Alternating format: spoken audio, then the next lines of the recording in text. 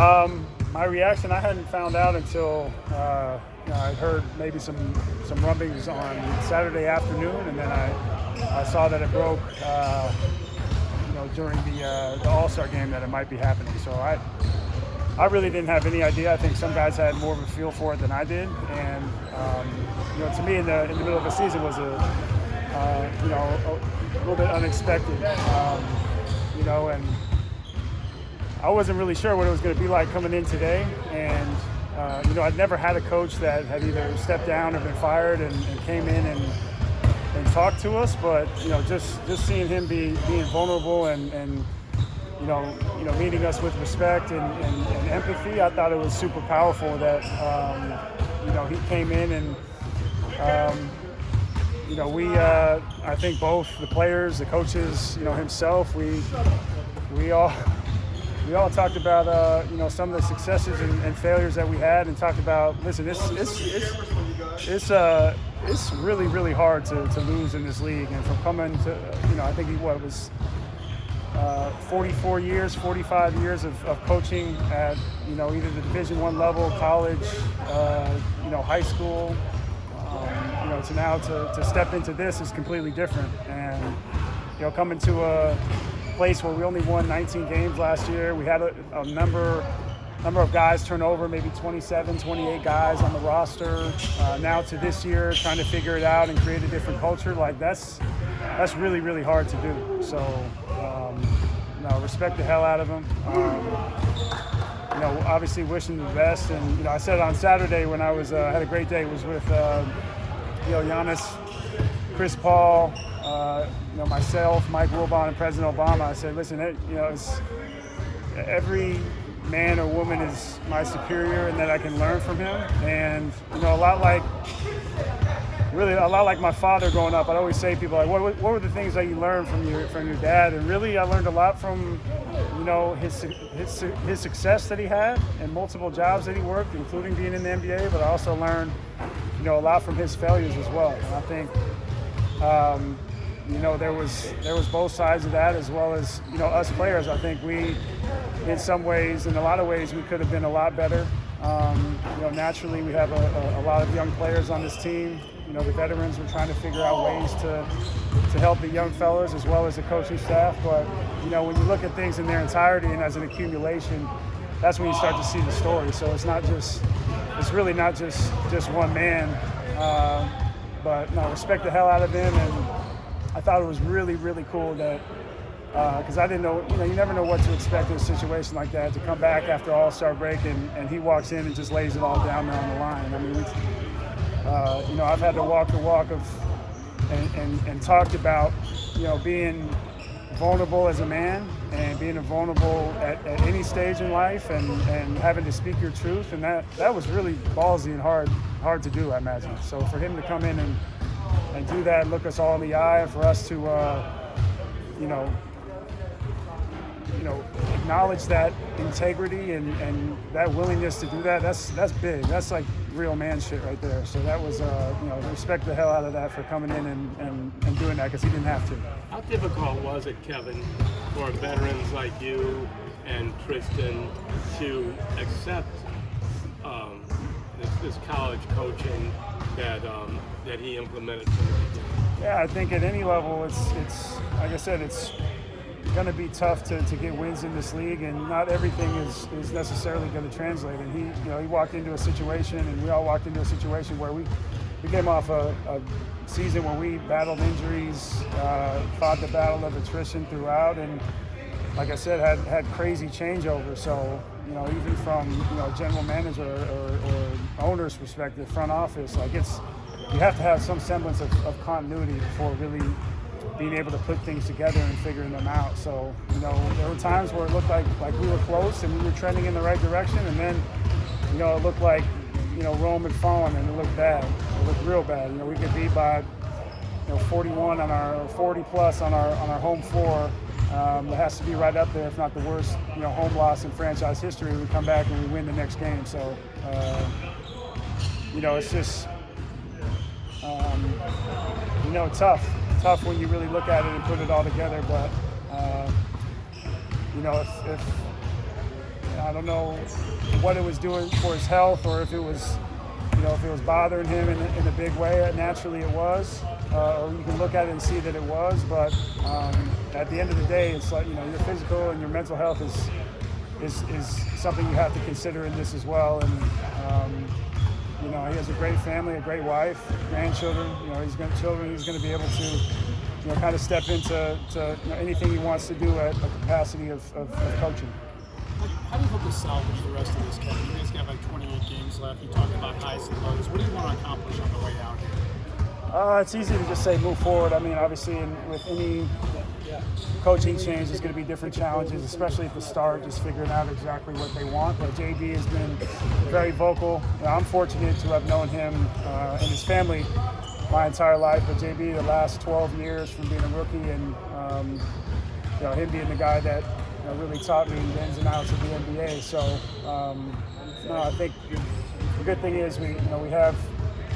We lose one coach, but other people are going to have to step up, and that goes for the players as well. We're all going to have to do one of the things here that goes not always touched on or unnoticed is we got to do a little check on ourselves too. We got to look ourselves in the mirror, and I always talk about passing that mirror test. It's definitely myself.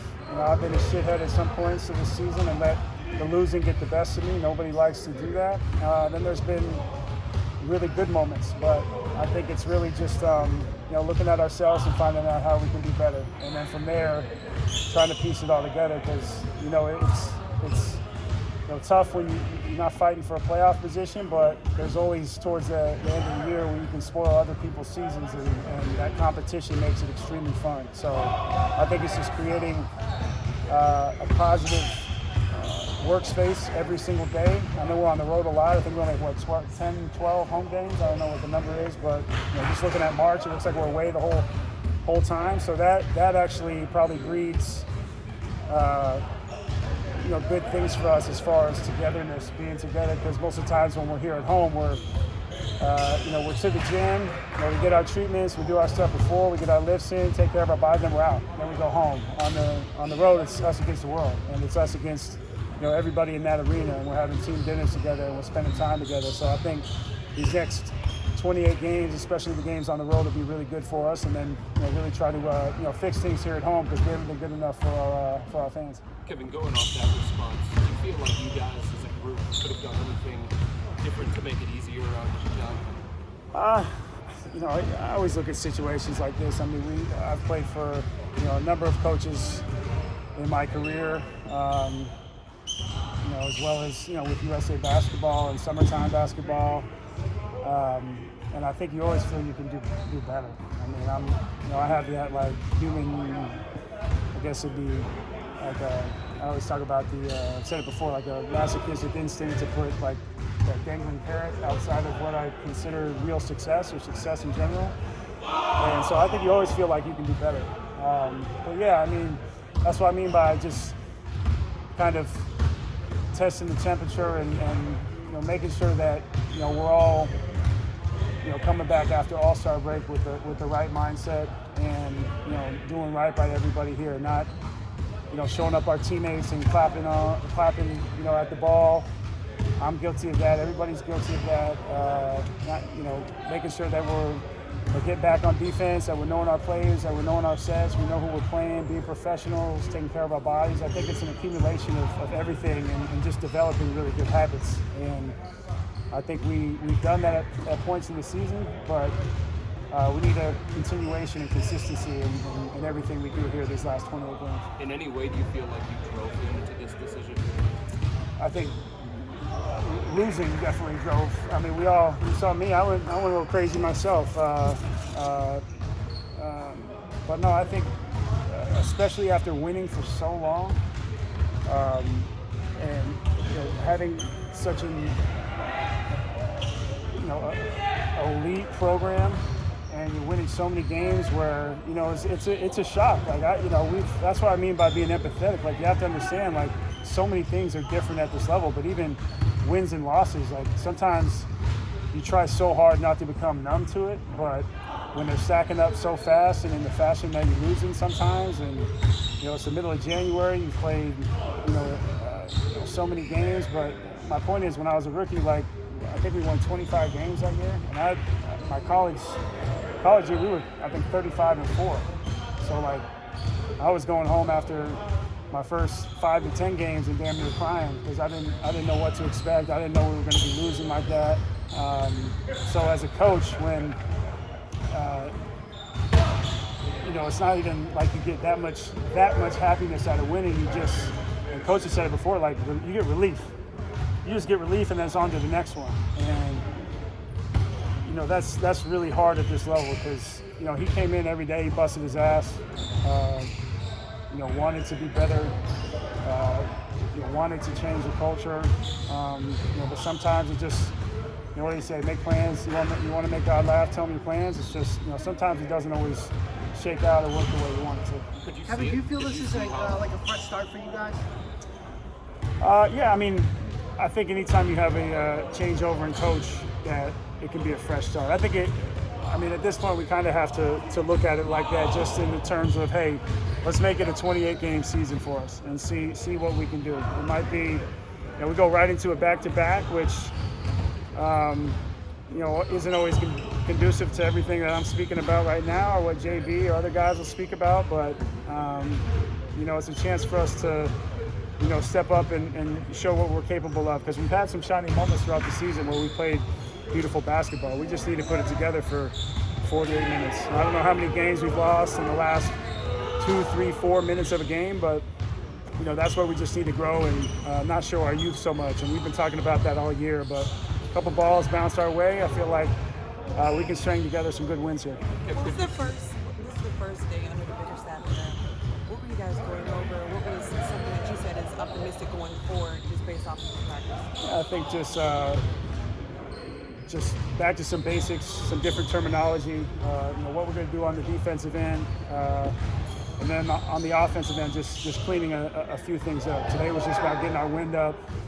Doing a little bit of that, and then just making sure that we're all on the same page moving forward. I imagine tomorrow will be a little bit more contact, just to get us prepared for Friday and Saturday. But really, it was just talking and understanding what we want to get done these next 28 games. But breaking it all down and taking it step by step. This is different for the younger guys as well, especially context and more different head coaches for him now. When you're looking at the veterans for this group, have you guys had discussions amongst yourselves without the coaches, just how you can be better for this team right now? Yeah, for sure. I think the break was probably good for everybody. I can see a lot of people got sun. I think I actually started crossing the street down in Miami. Oh, yeah? Yeah, I was taking it out. Anyways, no, I think we can definitely. We can all be better. It's a good chance for growth. 28 games it'll go by fast. Probably even faster because we are on the road, like I said. But I think it's a good chance for us to, just all grow a little bit more and just be better professionals and trend in the right way. I'll try.